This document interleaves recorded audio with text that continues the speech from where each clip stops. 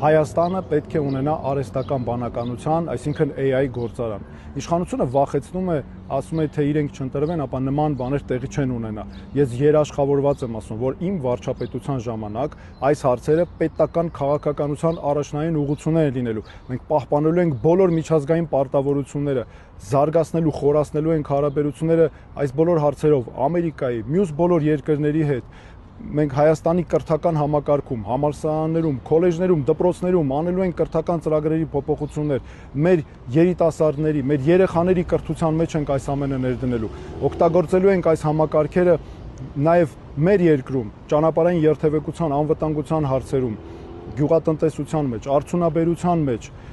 մեր սփյուռքի հայրենակիցների հետ աշխատելու ենք շատ սերտ, որ նրանց հետ միասին այս համակարգերը բերել ներդնենք մեր երկրում։ Միայն թե այս ընթացքում մենք պահպանելու ենք մեր ազգային ինքնությունը, դադարեցնելու ենք հայոց պատմության դեմ պատերազմը, Հայաստանի խորհրդանիշների դեմ պատերազմը, մեր եկեղեցու դեմ պատերազմը, պահպանելու ենք ու զարգացնելու ենք մեր ազգային արժեքները, որ ամբողջ իշխանությունը աշխարհը իմանա, որ մենք հայերով ենք դա անում, դա հնարավոր է ու դա կարող են անել հենց հայերը։ Ես ուզում եմ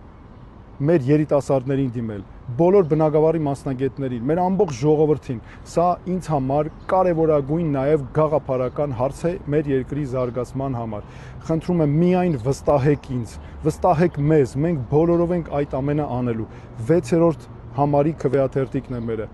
եւ բոլորով միասին անելու ենք այս ծրագրերը։